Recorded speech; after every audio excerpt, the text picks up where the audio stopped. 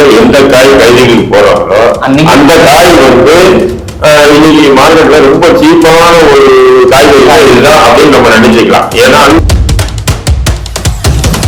இந்த இடத்துல எப்படி பண்றாங்க, போலீஸ் இறங்கி வெரிஃபை பண்ணும்போது பெரிய பெரிய அதிகாரி வீட்டு பெண்கள் எல்லாம் அந்த இதுல வந்து மாட்டிட்டு இருக்காங்க.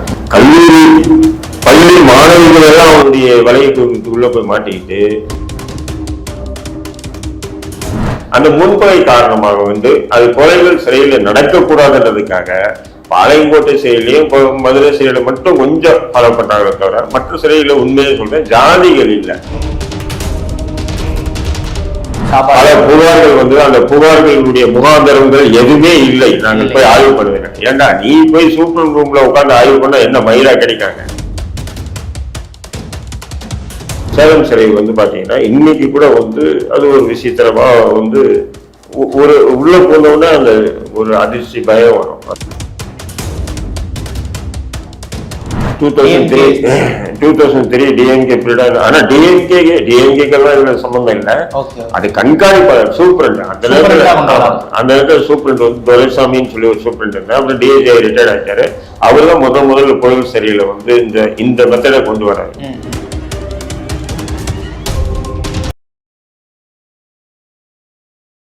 சிறையில கொடுக்கக்கூடிய உணவு சாம்பார் சோறு அவ்வளவுதான். அதுக்கு பொரியல் கீரில் இதெல்லாம் எதுவுமே இருக்காது. வெறும் சாம்பார் சோறு. அப்படி சாம்பார் இல்லைன்னா ரசம். இப்ப சாம்பார்ன்னு சொன்னா இயற்கையா இப்ப வீட்டுல அம்மா சமைக்கிறதா இல்ல ஹோட்டலா இருக்கட்டும், எப்படி பருப்பு நல்ல பருப்பா இருக்கும். அதன் பிறகு வந்து பூண்டு, தக்காளி, பெருங்காயம், புளி, இது எல்லாமே போட்டு அதை எப்படி அவங்கவுங்களுக்கு கைப்பக்குவம் ருசியா வந்து செய்வாங்க சாம்பார். இது போல சாம்பாரை வந்து நீங்க ஜெயில நீங்க பார்க்க முடியாது. அங்க எப்படின்னு சொன்னா மொத்தமே ஒரு 2000 கைதி இருக்காங்க. 2000 கைதிக்கு உண்டான பருப்பு வந்து ஒரு 10 இதுல வந்து வேகும். 10 இதுல வேகும் பருப்பு. அந்த பருப்பு வெந்ததுக்கு அப்புறம் அந்த இதுல போட்டு ஒரு ஆட்டுவாங்க. ஆட்டினதுக்கு அப்புறம் என்ன பண்ணுவாங்க, தண்ணி ஊற்றுவாங்க. தண்ணி ஊத்திட்டு பருப்பு தண்ணி ஊற்றுவாங்க. அதுல கொஞ்சம் காய் போடணும்னு சொன்னா, இப்போ உதாரணத்துக்கு கத்திரிக்காய் சாம்பார் அப்படின்னு சொல்லி சொல்றேன் இல்லையா, அப்போ அங்க வந்து எப்படின்னா அங்க வந்து சாம்பார்ல என்ன காய் போடுறாங்களோ அந்த காய் மார்க்கெட்ல ரொம்ப சீப்பா இருக்குன்னு நம்ம நினைச்சுக்க வேண்டியது. ஜெயில எந்த காய் கைதிகளுக்கு போடுறாங்களோ அந்த காய் வந்து இன்னைக்கு மார்க்கெட்ல ரொம்ப சீப்பான ஒரு காய்கறி இதுதான் அப்படின்னு நம்ம நினைச்சுக்கலாம். ஏன்னா அந்த அளவுக்கு மார்க்கெட்ல ரொம்ப சீப்பா இருக்கிற காய்கறி தான் அங்க வந்து வியாபாரத்துக்கு வரும். அங்க வந்து சமைக்க ஜெயிலுக்குள்ள வரும். புரியுதுங்களா? மற்றபடி சாதாரணமான எந்த காய் உணவும் அங்க வரத்தே இல்லை. இது நேச்சுரல். இப்ப என்ன பண்ணுவாங்க சொன்னா, அந்த சாம்பார் இது அண்டா இருக்கு இல்லையா, அண்டால வந்து தாளிப்பு போடுவாங்க. கருவேப்பிலை, மிளகா, காஞ்ச மிளகா, வரமிளகான்னு சொல்றோம் இல்லையா, காஞ்ச மிளகா, அது எல்லாத்தையும் பிச்சு போட்டு இப்போ வந்து பார்த்தீங்கன்னு சொன்னா ஒரு 2 லிட்டர் எண்ணெயில வந்து அதை எல்லாத்தையும் போடுவோம். 1 லிட்டர் 2 லிட்டர் எண்ணெயில ஒரு வானால போட்டு அதை நல்லா இது பண்ணிட்டு கடைசி என்ன பண்ணுவோம், அந்த லைனா வச்சிருப்பாங்க அந்த சாம்பார் வேக வச்சு அது கொஞ்சம் அரைச்சி தண்ணி ஊற்றி வச்சிருக்காங்க. லைனா இருக்கும் சாம்பார் அண்டா. ஒவ்வொரு அண்டாலையும் ஒவ்வொரு கரண்டி, ஒவ்வொரு அண்டாலையும் ஒவ்வொரு கரண்டி. அவ்வளவுதான். அது 10 அண்டா இருந்தா 10 அண்டாலும் ஒரு 10 கரண்டி ஊத்திட்டு டக்குன்னு மூடிடுவாங்க. மூடிட்டு இது வந்து 1ஆம் பிளாக் எடுத்துட்டு போ, இது 2ஆம் பிளாக் எடுத்துட்டு போ, இது 3ஆம் பிளாக் எடுத்துட்டு போ, இது காபி புத்தகம் எடுத்துட்டு போ, இது வந்து குவாரண்டைன் எடுத்துட்டு போ, இது இப்படி வந்து சொல்லிடுவாங்க. சார், ஒவ்வொரு வழக்குகளையும் கைது செய்யப்பட்டிருப்பாங்க. இப்போ நீங்க தடாலா இருந்திருக்கீங்க, படலா இருந்திருக்கீங்க, குண்டாசும் மேல போட்டுருக்காங்க. ஸோ இந்த கைதிகளுக்கு அப்படின்னு சொல்லிட்டு தனித்தனியாக ஏதாவது கொடுப்பாங்களா, எல்லாருக்குமே காமனா இருக்குமா? இல்ல, நான் சொல்றேன்.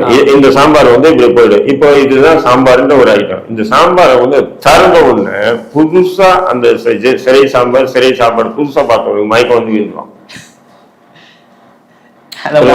முதல்ல நீங்க பார்க்கும்போது சாப்பிடவே இல்லை. நான்லாம் 2-3 நாள் சாப்பிடவே இல்லை. நிறைய பேர் அப்படி சாப்பிடுவாங்க. அங்க வெளியில இருந்து வரக்கூடிய பிஸ்கெட்டு, அதனாலதான் பிரெட் எல்லாம் நிறைய வாங்கிட்டு போவாங்க. ஜெயில உள்ளவங்களுக்கு பிரெட் எல்லாம் எதுக்கு எடுத்துட்டு போவாங்க, பிரெட் வந்து சாப்பிடுவாங்க. வெளியே பிரெட் சாப்பிடாத கூட உள்ள போனா பிரெட் சாப்பிடுவோம். அப்படி சாப்பிட்டு தான் கால் பண்ணுவோம். அப்ப அந்த மாதிரி இருக்கும். ரைஸ் கூட பாத்தீங்கன்னா மோட்டா அரிசி, அந்த ரைஸ்லயே வந்து பாத்தீங்கன்னா அந்த வேக வச்சு தந்தோன்னு ஒரு வாசம் வரும் பாருங்க, அப்படியே மயக்கம் வர மாதிரி இருக்கும் அந்த வாசம். அப்படியேப்பட்ட அரிசி அந்த சாம்பார் இதுதான். அதே மாதிரி தான் ரசம். இது வந்து நீங்க வெளியே இருக்கிற மாதிரி ரசம் கிடைக்கும், வெளியே இருக்கிற மாதிரி சாம்பார் கிடைக்கும் அப்படின்னு நினைச்சு போனீங்கன்னா ஃபெயிலியர். இதுல எண்ணத்தை 72 வகை எண்ணத்தை நோட்ட போகுது. இவங்க என்ன செய்யறேன்னா இப்ப சாம்பார் போடுறான், ரசம் போடுறான், சாம்பார் ஒரு ஐட்டம் ஆயிட்டா, ரசம் ஒரு ஐட்டம் ஆயிட்டா. இப்ப என்ன பண்ணுவோம், காலையில டிஃபன் சொல்லிட்டு நம்ம ஒரு நாள் பொங்கல், ஒரு நாள் தயிர் சாதம், ஒரு நாள் லெமன் ரைஸ், இப்படின்னு பேர் தான் இருக்கும். நான் சொன்ன பேர் தான். இப்போ பொங்கல் தான் என்ன பண்ணும், பச்சரிசி வாங்கி மிளகு, பாசி பருப்பு, இவரு முந்திரி, அதுக்கு உண்டான எண்ணெய் எல்லாமே போட்டு தானே ஒரு பொங்கல் சொல்லி வைப்பாங்க. அங்க அது இல்லை, சாத சோறு அவிப்பாங்க, மிளகு கொஞ்சம் போட்டுருவாங்க, சீரகம் இந்த கழுவு கொஞ்சம் போட்டுட்டு அதை அப்படி அப்படியே அப்ப அப்படின்னு பாத்தீங்கன்னா அந்த பொங்கலுக்கு உண்டான எந்த ஒரு சுவையோ வாசம் கூட அதுல இருக்காது. பெரிய ஹோட்டல்ல வீட்டுல எல்லாம் கூட நெய்யெல்லாம் கூட போடுவாங்க, பொங்கலுக்கு போட்டாதான் சுவையா இருக்கும் போடுவோம். அது எல்லாமே எதுவுமே இருக்காது. இந்த எண்ணெய கூட இவங்க முறைப்படி போட்டாங்கன்னா கூட கொஞ்சம் பரவாயில்லன்னு சொல்லலாம். அது எண்ணெயே இருக்காது. அந்த கருவேப்பிள்ளைக்கு மட்டும்தான் எண்ணெய், அந்த கருவேப்பிள்ளை வதக்கிறதுக்காக போடுற எண்ணெய் மட்டும்தான் அதுல இருக்குமே தவிர வேற எதுவுமே எண்ணெயே இருக்காது. அப்ப இது ஒரு ஐட்டம்னு சொல்லி இவங்க சேர்த்துக்குவாங்க. இப்போ லெமன் ரைஸ்ன்னு சொல்றாங்க பாத்தீங்களா, மஞ்சள் தூளை போட்டு புளிய காய்ச்சி ஊத்தி அது லெமன் ரைஸ்வாங்க. மஞ்சள் தூளை போட்டு ஒரு 10-100 எலுமிச்சம்பழத்தை சாரை வச்சு ஊத்தி விட்டுருவாங்க. அதுதான் எலுமிச்சம்பழம் சாரை. இப்போ இதெல்லாம் ஒவ்வொரு ஐட்டம் சொன்னா நான் சொல்றேன், புரியுதுங்களா? இது வந்து பாத்தீங்கன்னா சாதாரணமான கைதிகளுக்கு. இது இல்லாம A கிளாஸ் சிறைவாசின்னு இருக்காங்க. இவங்களுக்கு வந்து எப்படின்னா இப்ப சாம்பார், ரசம், அப்படின்னா ஒயிட் கலர் ரெஃபரன்ஸ் அப்படின்னு எடுத்துக்கலாமா, அல்லது அது எப்படின்னு சொன்னா சட்டத்தின் முன் அனைவரும் சமம் அப்படின்னு சொல்லி பேசுவானுங்க. சட்டத்தின் முன் உள்ள அப்படி இருக்காது, சட்டத்தின் முன் அனைவரும் எல்லாரும் பேசுவானுங்க. ஏன்னா சட்டத்துக்கு முன்னாடி வந்து யாரும் உயர்ந்தவனும் இல்லை, யாரும் தாழ்ந்தவனும் இல்லைன்னு சொல்லுவானுங்க. ஆனா இங்க என்ன வச்சிருக்காங்கன்னா, ஒரு சரத்து என்ன வச்சிருக்காங்கன்னா, இன்கம் டேக்ஸ் ஆக்சஸ். இப்ப நீங்க வந்து வருமான வரித்துறை கட்டுறீங்க, பல கோடி கட்டுறீங்க, பல லட்சம் கட்டுறீங்க, இல்ல பல ஆயிரம் ரூபாய் கட்டுறீங்கன்னு வச்சுங்க. அப்ப உங்களுக்கு நீங்க இன்கம் டேக்ஸ் அசிஸ்டியா இருந்தீங்கன்னா உங்களை வந்து எந்த வழக்குல கைது செய்யப்படலாம். சார் நான் வந்து ஒரு இன்கம் டேக்ஸ் ஆசிஸ்டர், நான் சமூகத்துல உயர்ந்த ஸ்தானத்துல இருந்தவன், நான் வந்து அப்படி இப்படின்னு சொல்றேன்னா உங்களுக்கு என்ன பண்றான், A கிளாஸ் ப்ரொவைட் பண்றான் நீதிமன்றம். நீதிமன்றம் பண்றான். என்ன கொலை பண்ணியிருந்தா கூட, கொலையே பண்ணியிருந்தா கூட இன்கம் டேக்ஸ் கட்டியிருக்கணும். இன்கம் டேக்ஸ் கட்டியிருக்கணும். இல்லைன்னு சொன்னா இப்ப டாக்டர், இன்ஜினியர் ப்ரொஃபஷன் அல்லது ஒரு மாஸ்டர் டிகிரி, இதே மாதிரி டிகிரி முடிச்சு நான் வந்து சமூகத்தில் நல்லா இருந்தேன், எனக்கு இந்த வழக்கு போட்டாங்க அப்படின்னு சொல்லும்போது அவங்க வந்து ரெக்கமெண்ட் பண்ணா A கிளாஸ். இப்போ உதாரணத்துக்கு நீங்க பார்த்துருப்பீங்க 91 மேபி 91, 92 அந்த வருஷத்துல இருக்கும், சரியா தெரியல அந்த வருஷத்துல. டாக்டர் பிரகாஷ் சொல்லி ஃபேமஸான டாக்டர். அதாவது சென்னையிலே வந்து பார்த்தீங்கன்னா முட்டு அறுவை சிகிச்சையில சிறந்த டாக்டர் வந்தாங்க, சிறந்த டாக்டர். அந்த தொழில் என்ன, பிரதான தொழில் என்னன்னு சொன்னீங்கன்னா, அவர்கிட்ட வரக்கூடிய பெரிய பெரிய பணக்கார வீட்டு பெண்கள் எல்லாம் படம் எடுத்து அவங்கள மிரட்டி, ஒரு வயதான பெண்ணு கூட சின்ன பையனை வந்து உறவு கொள்ள வச்சு வீடியோ எடுக்கிறது, ஒரு இளம் பெண்ணு கூட வயதான ஒரு உறவு கொள்ள வச்சு வீடியோ எடுக்கிறது.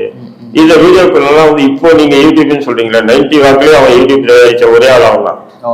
ஆபாச வீடியோக்கள் வெப்சைட்ல இருந்து அதுல ஏத்துவாங்க இல்லையா? ஆமா, வெப்சைட்ல வந்து போன் வீடியோஸ் வந்து தயாரிச்சு அவன் டாக்டர் சாதாரண டாக்டர் இல்ல, அதாவது சென்னையில வந்து மூட்டு அறுவை சிகிச்சை பத்தி தெரியாது அந்த அளவுக்கு ஃபேமஸான டாக்டர். அவங்க அம்மா டாக்டர், அவன் டாக்டர், பெரிய டாக்டர், அவன் தம்பி டாக்டர், அவன் லண்டன்ல இருக்கான். இவங்க வந்து அந்த வீடியோக்களை வந்து லண்டனுக்கு அனுப்பி லண்டன் மூலியமா வந்து என்ன ஆகுதுன்னா அந்த வீடியோ வந்து சோசியல், அதாவது வெப்சைட்ல போட்டு பல கோடிகளை சம்பாதிச்சவங்க. கடைசியா ஒரு சின்ன பையனை வந்து என்ன பண்றாங்கன்னா, அழுதுக்கு போய் ஒரு காவல் நிலையத்துல என்ன இப்படி எல்லாம் என்னடா கொடுமைப்படுத்துறாங்கன்னு சொல்லும்போது, இந்த இடத்துல இப்படி பண்றாங்க, போலீஸ் இறங்கி வெரிஃபை பண்ணும்போது பெரிய பெரிய அதிகாரி வீட்டு பெண்கள் எல்லாம் அந்த இதுல வந்து மாட்டிட்டு இருக்காங்க. கல்லூரி பள்ளி மாணவிகள் எல்லாம் அவனுடைய வலைக்குள்ள போய் மாட்டிக்கிட்டு, ஐயோ இப்படி ஒரு கொடூர சித்தாந்தத்தோடு செயல்பட்ட, நான் சொல்றேன், அவன் படிக்காதவன் இல்லை, நல்லா படிச்சவன், டாக்டரா இருந்தவன், அவன் வந்து இது போன்ற ஒரு தவறான ஒரு இதுவை வந்து ப்ரொமோட் பண்ணான். அவனை கைது பண்ணி உள்ள போடுறாங்க. அவனுக்கு இந்த நீதித்துறை A கிளாஸ் ப்ரொவைட் பண்ணுதுன்னா நீங்க நினைச்சு பார்த்துங்க. ஆனா இதே குற்றத்தை வேற சாதாரண மனிதன் படிக்காதையோ அல்லது ஒரு இன்கம் டேக்ஸ் அசிஸ்ட் இல்லைன்னு சொன்னா அவனுக்கு அதுமே ஏ கிளாஸ் இல்லை. சாதாரண இப்ப நான் ஃபர்ஸ்ட் சொன்ன பாருங்க இந்த அப்படிதான் வரும். அப்ப ஏ கிளாஸ் போது என்ன பண்றாங்கன்னா சிறையில் இப்படி சேர் உட்காரத்துக்கு ஒரு சேர் கொடுப்பாங்க, இந்த முதுகு வலி சேர் கொடுப்பாங்க, படுக்கிறதுக்கு இரும்பு கட்டில் கொடுப்பாங்க. அது ஏன்னா கீழே படுத்தான்னு சொன்னா பள்ளி பூச்சி கிச்சி வருன்றதுக்கு மேல கொடுப்பாங்க. நம்ம வீட்டுல இருந்து பெட்டு கிட்ட வாங்கி வச்சுக்கலாம், போட்டுக்கலாம். அப்புறம் காலையில பாத்தீங்கன்னு சொன்னா சப்பாத்தி கூட தால் இருக்கும். தால்னா வெளியே சாப்பிட்ற மாதிரி தால் எல்லாம் இருக்கு, ஏதோ பரவாயில்ல ஏ கிளாஸ் கொஞ்சம் அதை போட்டு செய்வான், அது செய்வானுங்க. அப்புறம் மதியம் பாத்தீங்கன்னா ஒரு பொரியல் சாம்பார் ரசம் இருக்கும், ஒரு சாப்பாடு. அப்புறம் நைட் அதே மாதிரி சப்பாத்தி தால். இது ஏ கிளாஸுக்கு வாரத்துக்கு 2 days 3 days நான்வெஜ் தருவாங்க. இதெல்லாம் ஏ கிளாஸுக்கு. இப்போ சட்டத்தின் முன் அனைவரும் சமம் சொல்லிட்டு இங்க அந்தஸ்தில் உயர்ந்தவனுக்கு ஒரு சட்டமும் அந்தஸ்தில் குறைந்தவனுக்கு இன்னொரு சட்டமுமா தான் நடைமுறையில் இருக்கு. இது எந்த ஒரு சமூக செயற்பாட்டாலும் இது பொது வெளியில பேசுறது இல்லை. இதை பத்தி எவனுமே வெளியே இருக்க மாட்டான். எல்லாம் ஒவ்வொரு குற்றம் செஞ்சுட்டு ஜெயிலுக்கு போயிடுவானுங்க. இது எல்லாமே பாத்தீங்கன்னா 72 62 எல்லாமே பொங்கல்னா போதான் இருக்குமே தவிர இங்கல் இருக்காது. எல்லாமே எதுவுமே இல்லை. இப்ப அதை மீறி இப்ப என்ன பண்றாங்கன்னா பிசிபின்னு ஒண்ணு கொண்டு வந்திருக்காங்க. பிசிபின்னு ஆமா, அது நான் சிறையில இருக்கேன், நீங்க என்னை மனு பார்க்க வரீங்க, அப்ப நான் சொல்றேன் ஒரு 2000 ரூபாய் பிசிபில போட்டுரு அப்படின்றேன். அந்த பிசிபில 2000 ரூபாய் போட்டா எனக்கு டோக்கன் கொடுத்துருவாங்க. காலையில டீ வாங்கலாம், காலையில டிஃபன் எதுனா விலை கூட இருக்கும் அப்படிங்கிறாங்க. விலை கூட இருந்தாலும் ஜெயில சாப்பிடுற சாப்பாடு அது கொஞ்சம் நல்லா இருக்கும். ஓகே, அது கூட வருமானம் போலீஸ்காரங்களுக்கு போகுதா? ஆமா, அவங்க அது அதுக்கு என்ன பண்ணுவாங்கன்னா 2 மாசத்துக்கு ஒரு தான் வார்டர்களை மாத்துவாங்க. 5 பேர் கொண்ட குழு, 3 பேர் கொண்ட குழுவை போடுறாங்க. 2 மாசம் ஒரு இல்லைன்னா 6 மாசம் ஒரு 3 பேர் பார்ப்பாங்க, 6 மாசம் இன்னொரு 3 பேர் பார்ப்பாங்க. அது வரது அவங்களுக்கு அந்த லாபம் அவங்க எடுத்துக்குவாங்க. அது ஏன் அந்த லாபத்தை எடுத்துக்குவாங்கன்னா கொஞ்சம் கஷ்டமான டியூட்டி பாக்குறாங்க இல்லையா. இப்போ கஷ்டமான டியூட்டி பாக்குறவங்களுக்கு நான் ரொம்ப கஷ்டப்படுறேன், பெரிய வால் பாறாலே டியூட்டியா அப்படின்னு. சரி, இவனுக்கு ஒரு 2 மாசம் பிசிபி கொடு அப்படின்னா அது பிசிபில ஏதோ வருமானம் வரும், கொஞ்சம் ரெஸ்ட்டும் இருக்காது, வெளியே எடுத்து சமைச்சு எடுத்து வித்துட்டு போயிடுறது, இப்படிதான் இருக்கும். அதனால பிசிபி கொடுப்பாங்க. இந்த மாதிரி அந்த பிசிபி இப்ப சமீபமா தான் 2007 புழல் சிறை திறந்த பிறகுதான் தமிழ்நாடு முழுக்க பிசிபின்ற ஒரு இதுவே கொண்டு வர்றாங்க. அதுக்கு முன்னாடி இல்ல, டிஎம்கே பீரியட்ல கொண்டு வராங்க. 2003 டிஎம்கே பீரியட். ஆனா டிஎம்கேக்கெல்லாம் சம்பந்தம் இல்லை, அது கண்காணிப்பாளர் சூப்பரண்ட். அந்த இடத்துல சூப்பரண்ட் துரைசாமின்னு சொல்லி ஒரு சூப்பரண்ட் இருந்தார். அப்புறம் டிஐஜி ரிட்டையர்ட் ஆயிட்டாரு. அவர் தான் முதல்ல புழல் சிறையில இந்த மெத்தடை கொண்டு வராரு. இந்த மெத்தடை கொண்டு வைக்கிற. இதுக்கு இப்ப எல்லா சிறைகளிலுமே இந்த பிசிபி சிஸ்டம் இருக்கு. இது ஏன்னு சொன்னீங்கன்னா அது காசு உள்ளவங்க பிசிபி போய் இப்போ நான் சிறையில இருக்கேன், என்கிட்ட காசு இல்ல, நீங்க பக்கத்துல இருப்பீங்க, நீங்க என்ன பண்ணுவீங்க, உங்களுக்கு வாங்கின டோக்கன்ல எனக்கும் கொடுப்பீங்க. செஞ்சு கொடுப்பேன் அந்த மாதிரி டோக்கன் வாங்க. அந்த மாதிரி கைதிகளுக்கு மத்தியில வெளியே இருக்கக்கூடிய குரலும் எதுவுமே ஜெயில இருக்காது. தனி உலகம் இல்லையா, தனி உலகம். அதுல பாத்தீங்கன்னா அதுல கொஞ்சம் வசதியானவங்க என்ன பண்ணுவாங்க, டெய்லி 10 டோக்கன் பசங்களுக்கு எல்லாம் வாங்கி கொடுப்பாங்க. அந்த கஷ்டப்படுற பசங்களுக்கு எல்லாம் வாங்கி கொடுப்பாங்க. எல்லாமே அது பிசிபி பிடி இடி என்ன வாங்கணும் வாங்கி கொடுப்போம். இப்ப நானே கொண்டு டோக்கன் வாங்குவேன், வாங்கி பசங்களுக்கு எல்லாம் கொடுப்பேன்னு வைங்களேன். உதாரணத்துக்கு நானே சாப்பிட முடியாது. இப்ப நான் ஒரு டோக்கன் வாங்குறேன், நிறைய பேருக்கு என்ன பண்ணுவோம், டோக்கன் வந்துடும், திடீர்னு அவங்களுக்கு ஜாமீன் வந்துடும், வெளியே போயிடுவான். அந்த டோக்கனை எடுத்து யார்கிட்ட கொடுத்துட்டு போவான். இப்ப அவர் அட்ஜஸ்ட்மெண்ட் ஒரு சிறைக்குள்ள நடக்கும். அது பாத்தீங்கன்னு சொன்னா அது வீட்டுல சமைக்கிற மாதிரியே இல்ல ஹோட்டல்ல சாப்பிடற மாதிரியே ருசியெல்லாம் இருக்காது. ஏதோ அந்த ஜெயில அந்த வாசம் அடிக்கிற தொப்புன்னு அந்த மாதிரி வாசம் இல்லாம கொஞ்சம் ஒரு தரமா இருக்கும். அப்படின்றதுக்காக தான் அந்த இது வாங்க. அது கூட சிறப்பா இருக்கு, நம்பர் 1 இருக்கு அப்படி எல்லாம் சொல்ல முடியாது. அதே வேலை அண்மைக்கிழமை வைக்கப்படுற குற்றச்சாட்டுனா ஜெயிலுக்குள்ளேயே ஒரு சாதி கேங்ஸ் எல்லாம் இருக்கு, இவங்களே உருவாக்குறாங்க. வெளியே இல்லைன்னு சொல்றாங்க, ஆனா உள்ளுக்குள்ள சாதியா பிரிஞ்சிருக்கு. இல்ல அது சொல்லக்கூடாது. சாதி வெளியே இருக்கு, உள்ள இல்ல. உள்ள இல்ல இல்ல பிளாக் பிரிக்கிறாங்க சமூகத்தினர். அது பாருங்க, ஒரே ஒரு விஷயம் சொல்லுங்க. அதுல புழல் ஜெயில அப்படி இல்ல, வேலூர் ஜெயில இல்ல, சேலம் ஜெயில இல்ல, கடலூர்ல இல்ல, திருச்சியில இல்ல, மதுரையில இருக்கு, பாளையங்கோட்டையில 2 சிறையில மட்டும் இருக்கு. அது ஏன்னு சொன்னீங்கன்னா அங்க சில கொலைகள் நடந்துச்சு. இப்போ நாடார் சமூகம் இருக்கும், தேவேந்திர குல வேலையாளர் சமூகம் இருக்கு, தேவர் சமூகம் இருக்கு. அப்ப இவங்களுக்குள்ள என்ன இருக்குன்னு சொன்னா சிறைக்குள்ள வந்து அந்த பகையாளிகள் இருந்தாங்கன்னா அந்த கம்யூனல் கிளாஸ் ஆயிட்டே இருந்தது. அதனால இப்ப என்ன பண்றாங்க, நீ யாருப்பா சார், நான் நீ இந்த பிளாக் போ, நாடாரா நீ இந்த பிளாக் போ, தேவரா நீ இந்த பிளாக்கு போ. அது ஏன் சொன்னீங்கன்னா அந்த முன்பகை அவங்களுக்குள்ள தொடர்ந்து வந்துட்டே இருக்கு. அந்த முன்பகை காரணமாக வந்து அது கொலைகள் சிறையில நடக்கக்கூடாதுன்றதுக்காக பாளையங்கோட்டை சிறையிலையும் மதுரை சிறையில மட்டும் கொஞ்சம் ஃபாலோ பண்ணாங்களே தவிர மற்ற சிறையில உண்மையை சொல்றேன் ஜாதிகள் இல்லை. ஆனா ஆப்போசிட் இருக்கு சார், எனக்கு ஆப்போசிட் சார் அங்க இருக்கான், அதனால அப்படின்னு போது அவருக்கு வேற பிளாக் பண்ணுவோம். இந்த மாதிரி இருக்கு. தமிழ்நாட்டிலே ஒரு மோசமான ஜெயில் அப்படின்னு நீங்க பார்த்த வரைக்கும் சேலம் தான். சேலம் என்ன இன்னைக்கு கூட சேலம் சிறைக்கு நீங்க போனீங்கன்னா உள்ள நம்ம வந்து புத்தகங்களை படிச்சோம் பாத்தீங்களா, ஆங்கிலேயர் காலத்துல சுதந்திர போராட்ட தியாகிகள் சிறைக்குள்ள எப்படி இருந்தாங்க அந்த இது அப்படியே இருக்கும், இன்னும் மாத்தாம வச்சிருக்கான். மற்ற சிறைகள் எல்லாம் கொஞ்சம் மாத்திட்டாங்க, அந்த டிசைன் பெயிண்டிங் அந்த கட்டிடங்கள் இதெல்லாம் மாத்திட்டாங்க. அது அந்த ஃப்ரண்ட் பொசிஷன் சரி, உள்ள அந்த போறதுன்னு பாத்தீங்கன்னா அதே மாதிரி இருக்கும். அதை வந்து அடையாளத்துக்காக வச்சிருக்காங்க. அது வந்து பாத்தீங்கன்னா சேலத்துல வந்து பெரும்பாலும் வந்து சேலத்துக்கு அங்க பக்கம் உள்ளவங்களுக்குன்னா அது பெருசா தெரியாது. இப்ப சென்னையில என்னை தூக்கி சேலத்துல போட்டா அவ்வளவு கஷ்டமா இருக்கும். அட்வொகேட் பண்ணுவாரா அது நேர்காணல் யாரும் வந்து பார்க்க முடியாது. அப்ப நான் எந்த அளவுக்கு சிரமத்துக்கு ஆளாவேன். இதெல்லாம் வந்து அரசு செய்யாது. இப்ப சவுக்கு சங்கர் எதுக்கு வந்து தூக்கிட்டு போய் சேலம் கோயம்புத்தூர்ல போட்டாங்க, வழக்கு அங்க பதிவு பட்டு அதனால வழக்கு ஏன் அங்க பதிவு பண்ணாங்க? தமிழ்நாட்டுல எங்கோட பதிவு பண்ணலாம் இல்லையா? ஏன் அங்க பதிவு பண்ணாங்க? என்ன அங்க வைக்கணும், கொடுமைப்படுத்தணும் அப்படின்னு அரசு திட்டம், அதனால அது செய்யும்.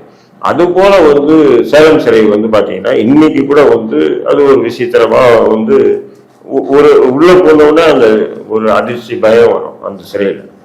சேலம் மற்ற சிறைகள்ல வந்து அதே புதுசா போனோம்னா யாரு கூட பயம் வரதான் செய்யும், அதிர்ச்சியா இருக்கதான் செய்யும். மற்றவங்களுக்கு அது தெரியாது. அடிக்கடி விசாரணை கைதுகளா போறவங்களுக்கு சில சலுகைகள் உண்டா? காவலில் போறவங்க இல்ல இல்ல, நீங்க ஃபர்ஸ்ட் ஒரு கேள்வி கேட்டீங்க, நான் அப்புறம் பேசுறேன்னு சொன்னேன். என்னன்னா தடாவுக்கு என்ன சாப்பாடு அப்படின்னு கேட்டீங்க. என்ன சாப்பாடு என்னன்னா தடாவுக்கு வந்து ஒரு ப்ரொவிஷன் ஆக்ட் வந்து எப்படின்னா, ஒருத்தன் மீது குற்றம் சாமர்த்தி அவன் கைது பண்ணி தடா சட்டத்துல கைது பண்ணி சிறையில் அடைச்சிட்டாங்கன்னா அவராதான் வழக்கறிஞர் வச்சு அவர் தன்னை நிரபராதின்னு சொல்லிட்டு நிரூபிச்சுதான் வெளியே போக முடியாது. அதுக்கு முன்னாடி போக முடியாது. ஜாமீன் எல்லாம் இல்லை, பிணை கொடுக்குறாங்க இல்லையா. ஒரு வழக்கு போட்டு ஜெயிலுக்கு கைது பண்ணுவாங்க, உடனே பிணை கொடுத்தோம், பிணையில வெளியே வந்து நடத்தலாம். ஆனா தடால இருந்தா அப்படி வாய்ப்பு இல்லை. அப்படி இருந்தது ஒரு நீண்ட நாள் சிறைவாசி என்பதற்காக நீதிமன்றமே தடா கைதிகளுக்கு வந்து அவங்க வந்து ரா மெட்டீரியல், அதாவது அரிசி பருப்பு எல்லாம் வெளியிலிருந்து வாங்கிக்கலாம், அல்லது சிறையில கொடுக்கக்கூடிய ரா மெட்டீரியலை வாங்கி அவங்க தனியா குக் பண்ணிக்கலாம், சமைச்சிக்கலாம், தனியாக சமைச்சாங்க. அப்ப நாங்க இருக்கும்போது அப்படி ஒரு சிஸ்டம் அங்க இருந்தது. இல்ல சிறை கைதிகளுக்கு பொதுவாகவே வந்து ஆபத்தான இன்ஸ்ட்ருமெண்ட்ஸ் எல்லாம் கொடுக்க கூடாது. இப்போ வந்து அந்த ஸ்டவ் எல்லாம் கொடுக்குறாங்க அப்படின்னா ஏதாவது பண்ணிக்க வாய்ப்பு இருக்கு? அதுக்குன்னு நம்ம வீட்டுல இருக்கிற மாதிரி ஸ்டவ் கேஸ் இதெல்லாம் இருக்காது. நான் இருக்கும்போது சொல்றேன், கிச்சன் இருக்கு இல்லையா, பொது கிச்சன், அந்த கிச்சன்ல ஒரு இடத்த ஒதுக்கி கொடுப்பாங்க. அங்க போய் நம்ம வந்து நமக்கு பொருளை போட்டு நமக்கு ஏற்ற அதுவும் வெளியே சமைக்கிற மாதிரி சமைக்க ஓரளவு ஏதோ சமைச்சு நம்ம வந்து எடுத்துட்டு வந்து சாப்பிடலாம். புரியுதுங்களா? அந்த மாதிரி அதே மாதிரி ஃபாரினர்ஸ் இருக்காங்க பாத்தீங்களா, வெளிநாட்டை சார்ந்தவங்களுக்கு, அவங்களுக்கு வந்து அதே மாதிரி தான் வந்து இது கிராம இது கொடுத்துருவாங்க, காய்கறி அவங்களுக்கு ரேஷனை கொடுத்துருவாங்க, அவங்க தனியா சமைச்சுக்கலாம். ஃபாரினர்ஸ்க்கும் அப்படியே சமைச்சுக்கலாம். இது தவிர வந்து அப்ப ஏ கிளாஸுக்கு நான் சொன்னேன், சாதாரண பர்சனுக்கு சொன்னேன், மற்ற கைதிகளுக்கெல்லாம் சாதாரணமா நான் எல்லாருக்கும் ஒரே மாதிரி தான். இதுதான் கைதிகளுடைய மேனுவல். புரியுதுங்களா? இதுல வரக்கூடிய பொருள் பருப்பு பாத்தீங்கன்னா இருக்குதுல ஒஸ்ட் பருப்பா வரும். பருப்பு எடுத்து மோந்தீங்கன்னாவே அவ்வளவுதான், செத்துருவீங்க. நீங்க வாங்குற பொருளுமே மோஸ்டா தான் வருங்கிறீங்களா? ஆமா, ரேஷன். அதாவது சிறையில எல்லாமே வந்து இருக்கக்கூடிய அதிகாரி எல்லாம் வந்து பருப்பு வருது, பருப்பு நல்லா இருக்கா, அரிசி வந்திருக்கு, அரிசி நல்லா இருக்கா, அவனை மனுஷனாவே பார்த்தது இல்லை எந்த அதிகாரி கைதிகள். சரி, இப்படி எல்லாம் பார்த்துட்டு எங்களை போன்ற ஒரு பொது சிந்தனை உள்ளவங்க இந்த விஷயத்தை எடுத்து நீதிமன்றம் வரையிலும் கொண்டு போனோம்னா யார் பெட்டிஷனர்னு பாக்குறான்? பெட்டிஷனர் எங்களை போன்ற நபர்கள் இருக்கும்போது அவன் எங்களை கூட ஒரு குற்ற பாரம்பரியமா தான் பார்த்துட்டு தீர்ப்பு சொல்லிடான். இல்ல இதெல்லாம் சும்மா இது வந்து அதிகாரிகள் வந்து பணி செய்ய விடாம தடுக்கிற வேலைகள் இதெல்லாம் அப்படின்ற மாதிரி நம்ம மேலதான் குற்றம் சுமத்துறாங்க தவிர நீதித்துறையும் அவங்களும் வந்து ஹியூமன் பீங் குற்றம் செஞ்சாங்க, குற்றத்துக்கு தண்டனை சிறையில் வச்சிருக்கோம். பட் அவங்களுக்கு வந்து அரசு கொடுக்கக்கூடிய அந்த உணவு, அந்த இது வந்து சரியான முறையில போகுதா அல்லது அதிகாரிகள் ஊடாக போகுது அடிச்சிடாங்களா அப்படின்றதை நீதித்துறை இதுவரையிலும் வந்து பாத்தீங்கன்னு சொன்னா, அதாவது எங்க பக்கம் நீதி வழங்குன்னு சொல்ல, அதுல நியாயம் இருக்கா, நாங்க வைக்கக்கூடிய குற்றச்சாட்டுகள் நியாயம் இருக்கான்னு ஒரு ஆய்வு பண்ணது கூட ஒரு வழி இல்லாம இருக்கு. இன்னொன்று என்ன தெரியுமா கொடுமை, இங்கெல்லாம் வந்து ஒரு விசாரணை கமிஷன் வைப்பாங்க. நேரா வருவாங்க, சூப்பரண்ட் ரூம்ல உட்காருவாங்க. சூப்பரண்ட் வாங்கி வைக்கிற கூல்ட்ரிங்க்ஸோ அல்லது ஏதோ ட்ரிங்க்ஸோ குடிச்சிட்டு வாங்க, பாதமா இதெல்லாம் வச்சுக்குவாங்க. சாப்பிட்டுட்டு இல்லை உள்ளே போய் பார்க்கணும்னு சொன்னான்னு வச்சுக்கலாம். இல்லை எல்லாமே வந்து அக்யூஸ்டுங்க, நீங்கள் உள்ளே வந்தீங்கன்னா எதனா அசம்பாவிதம் நடத்தினா என்கிட்ட தடுக்கிறதுக்கு மேன் பவர் இல்லை, முடியாது. வரவன் யாருன்னா உள்ள வருவாங்க, எல்லாமே பயந்துசுவோம், ஏதோ சம்பாதிக்கிறோம் ஏதோ அப்படித்தானே இருக்காங்க, நமக்கு எதுக்கு வாங்க அப்படின்ட்டு போயிடுவாங்க, அப்படியே போயிடுவாங்க. இதே மாதிரி தான் நிறைய ஹியூமன் ரைட்ஸ் உள்ள வந்ததுன்னா இவங்க என்ன பண்ணுவாங்க, சூப்பர் ரூம்லயே வந்து பேசி முடிச்சு அனுப்பிச்சு விட்டுருவாங்க. இவங்க போய் வெளியே வந்து சிறை சூப்பரா இருக்கு, பல புகார்கள் வந்து அந்த புகார்களுடைய முகாந்தரங்கள் எதுவுமே இல்லை, நாங்கள் போய் ஆய்வு பண்ணுவேன். ஏண்டா நீ போய் சூப்பர் ரூம்ல உட்காந்து ஆய்வு பண்ண என்ன மயிரா கிடைக்காங்க, புரியுதுங்களா? அப்போ ஒரு ஃபார்மாலிட்டிக்காக அடிக்கடி வந்து ஹியூமன் ரைட்ஸ் வரும், அவன் வருவான் இவன் வருவான் எல்லாம் வருவான், அப்படியே மிஞ்சி போடுவோம். எங்கன்னா பொதுவெளியில நம்ம பல வருஷங்களா பேசிட்டு இருந்தாலுமே இதுக்கு ஒரு மாற்றம் அப்படிங்கிறது கிடைக்கவே கிடைக்காது, கிடைக்கல. எல்லாருக்குமே தெரியுது. எனக்கு தெரிஞ்சு 93ல இருந்து நானும் போராட்டி இருக்கேன் இந்த சிறைத்துறையில எல்லாம் ஒரு மாற்றம் வரணும். நாளுக்கு நாள் கொடூரங்கள் அதிகரிட்டு தானே போயிட்டு இருக்கு. ஆனா இன்னொரு பொது சமூகம் என்ன நினைக்கிறாங்க அப்படின்னா, சிறைக்கு வந்து அவங்க போயிருக்கிறாங்க, குற்றவாளி தானே, குற்றவாளிக்கு என்ன சொகுசு செஞ்சு கொடுத்தா அதுவே ஒரு தூண்டுகோல் ஆயிரும் உங்க ஜெயிலுக்கு போறதுக்கு, அந்த மாதிரி சொல்றாங்கல்ல. நான் தான் சொல்றேங்க, நீ குற்றவாளியே மனுஷனா மதி, இல்ல மனுஷனா மதிக்க மாட்டாங்க, குற்றவாளியா குற்றப்பாடு அப்போ சுட்டு கொண்டுடுன்ற. புரியுதுங்க? எதுக்கு இந்த ஃபார்மாலிட்டி ஆக்ட்? நீதிமன்ற காவலில் வைக்கிறது, நீதிமன்ற காவலில் வச்ச சங்கரை தான் கையை உடைச்சு அனுப்புறாங்க. ஜுடிஷியல் கஸ்டடி பிரச்சனைங்க சங்கரை எப்படி கையை உடைச்சாங்க பாத்தீங்களா இல்லையா? அப்ப நீதித்துறை எல்லாம் பார்த்துட்டு உட்காந்துருக்கு இல்லையா? சரி, நீதித்துறை தான் சொல்லிட்டு மருத்துவமனைக்கு அனுப்பி பரிசோதனை பண்ணுங்க உண்மையா பொய்யான்னு. நீ மருத்துவமனைக்கு அனுப்புறாங்க, மருத்துவமனை யாரு கவர்மெண்ட் தான், அவனே பரிசோதனை பண்ணி எலும்பு உடைஞ்சிருக்குன்னு சொல்றான். அப்போ எலும்பு உடைஞ்சிருக்குன்னு அவன் மாவு கட்டு போட்டு மருத்துவமனை அனுப்பும் போது நீதித்துறை என்ன பண்ணும், சம்பந்தப்பட்ட அதிகாரினால சஸ்பெண்ட் பண்ணி வேலை தூக்கணுமா இல்லையா? தூக்குறாங்களா? இல்லையே. அப்ப ஏன் இந்த ஃபார்மாலிட்டின்ற எங்களை அதாவது சிறைக்கு போனவனே குற்ற பாரம்பரியம் அவனை ஒரு கொடூமையான மனிதனா நீங்க நினைக்கிறீங்கன்னா அவனை நீங்க அப்போ போட்டு தள்ளிடுங்கன்ற. நீ இந்த சிஸ்டம் வேண்டாம், மன்னர்கள் காலத்துல இருந்தே இல்லை, பிடிச்ச உடனே சிறை பண்ணுவாங்க, பண்ணிட்டு போயிட்டே இருங்க. வளர்ந்து பேசும் பல்வேறு. நன்றி, வாழ்த்துக்கள்.